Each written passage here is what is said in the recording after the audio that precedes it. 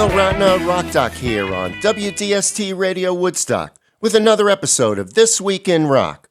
Musician, singer, and songwriter Chuck Berry, a central figure in the development of rock and roll, would have celebrated his birthday this past week. Initially beginning his career as a beautician, by the early 50s, Berry was working with local bands and clubs around St. Louis.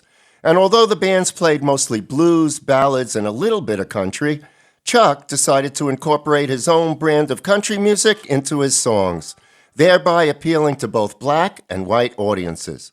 In 1955, Chuck met Muddy Waters, who liked Chuck's bluesy material and suggested that Berry go see label head Leonard Chess, who, to Chuck's surprise, liked a country song named Maybelline, rather than some of the more blues-oriented tunes he brought.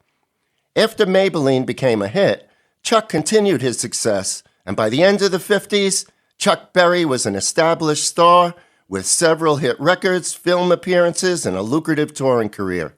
And as Chuck relates, his popularity had to do with the universal appeal of his music. The music I'm playing has been played by a number of different artists, and I never recognized my style. Well, others say I have a style, but I'm playing a lot of people's music, or a lot of persons' music that I've heard, because like Charlie Christian, we have T-Bone Walker.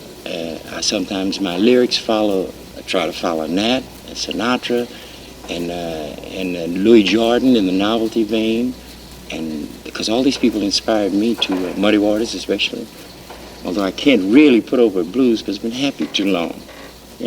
I don't think I've ever been really blue, like, Railroad, and you just can't put over what you, at least I don't want to put over what I really don't feel.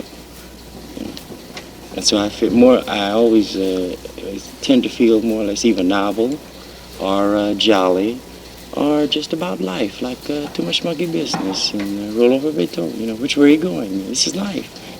A lot of people have been inspired by my music, and I was inspired by many others. Well, really, I think this is the real things that just keep revolving. It's life itself. It's what everybody feels, and everybody drives cars. Everybody has to handle money. Everybody has a love affair, inspirations, and these are the things I write about.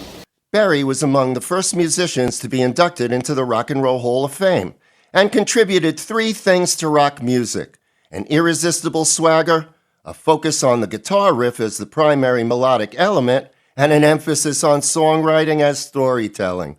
Okay, let's listen. Chuck Berry and Johnny B. Goode.